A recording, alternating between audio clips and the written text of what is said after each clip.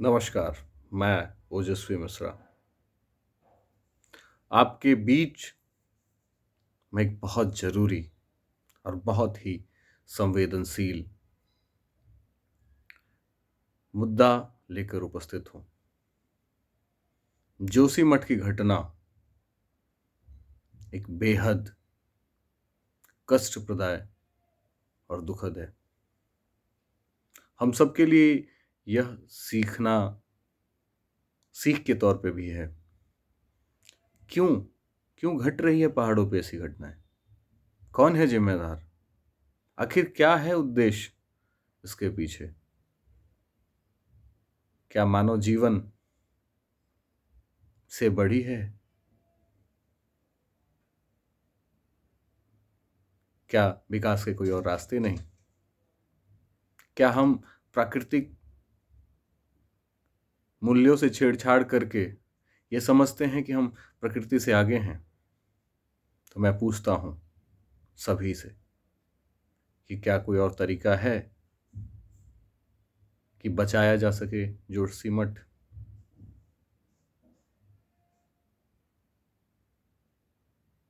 घर छोड़ना है, वर्षों लग जाते हैं घर बनाने में। बहुत कम लोगों के जीवन में ऐसा हो पाता है कि वो अपना घर बनाते हैं और इस ख्वाब के साथ कि यहाँ बुढ़ापा व्यतीत करेंगे, यहाँ जिएंगे, यहीं मरेंगे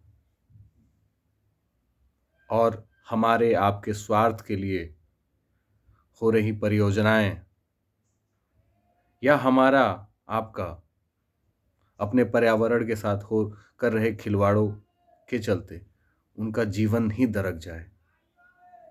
उनका सिर्फ घर नहीं फटा है, वहां दरक गया है उनका जीवन। सवाल है, जब हम इतने कम ठंड में अपने घरों में रहने के लिए बाध्य हैं, तो उनका ठंड सोचिए। जो 0 डिग्री से भी नीचे उनका ठंड है, उस परिस्थिति में वो कहाँ माइग्रेट किए जाएंगे, वो कहाँ ले जाए जाएंगे? और क्या कोई भी सुख सुविधा कितनी भी कोई कर दे, क्या उसको उसका घर देगा?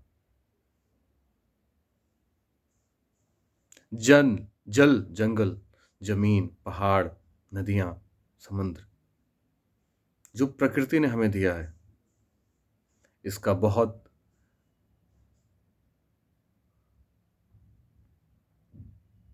उपयोग करना तो ठीक है, लेकिन इसके साथ अति करना बिल्कुल ठीक नहीं है। हम मानव जीवन के लालच में फंसते चले जा रहे हैं। हमें दिख ही नहीं रहा है कि अब हम अपने घरों में एयर प्यूरिफायर लगाने लगे हैं, हम अपने घरों में आरओ लगाने लगे हैं और इसे बड़प्पन समझते हैं, इसे टेक्निकल और टेक्नोलॉजी का डेवलपमेंट समझते हैं।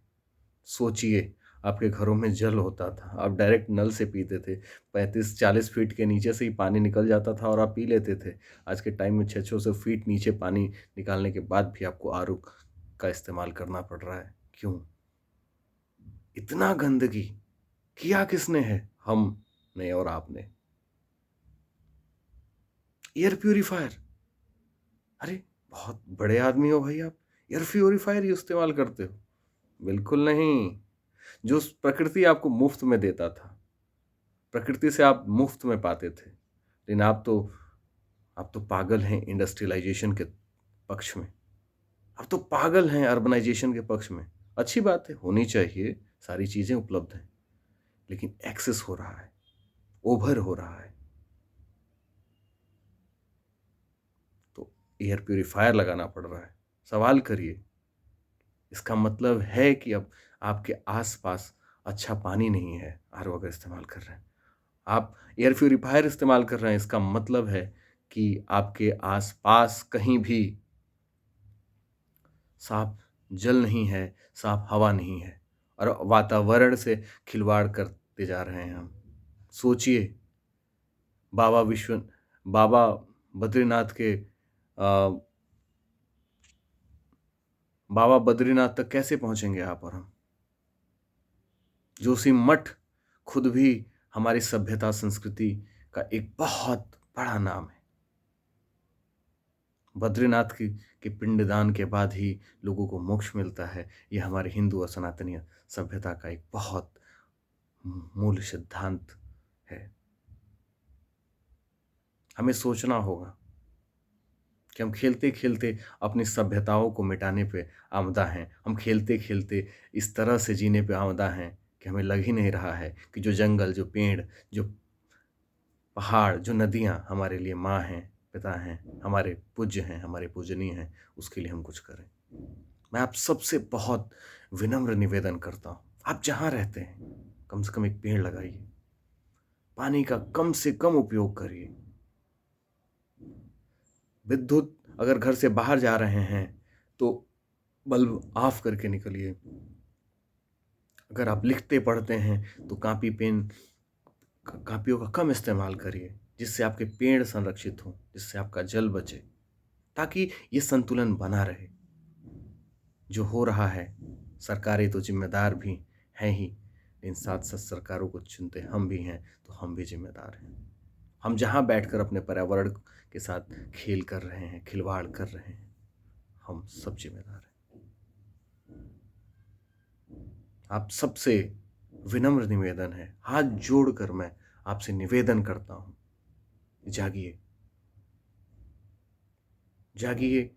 आपका पर्यावरण आपका है, आपका एक इकोसिस्टम है जिसमें आपको पैसे नहीं देने पड़ते हैं, बस आपको पेड़ लगाने पड़ते हैं। पेड़ आपको फल भी देता है, लकड़ी भी देता है, हवा भी देता है, और आपके वातावरण को ठंडा भी करता है। और इन सारी चीज़ों से बनता है आपका जीवन। अपने अमूल्य जीवन को संरक्षित करिए, सुरक्षित करिए, नहीं तो ये आप पर्यावरण के साथ खिलवाड़ करते चले जा रहे हैं। किसी को स्किन कैंसर हो रहा है, किसी को लाइलाज बीमारी हो रहा है। कभी सोचा है? हमने ही किया है ये सब, बस हमें दिखता नहीं है। सब्जी खा के हम समझते हैं कि हमें न्यूट्रिएंट्स मिल रहा है, लेकिन उसमें मिल रहा होता है पेस्टिसाइड। एक बार जरूर सोचिए कि प्रकृति के साथ खेलना महंगा तो नहीं पड़ने वाला है। विरासत में आप क्या देंगे अपने बच्चों को? बंजर जमीनें, पानी नहीं होगा। आप सब से विनम्र निवेदन है कि आप सब जागृत हों। नमस्कार। उम्मीद करता हूं कि आप मेरी बात को समझेंगे। नमस्कार।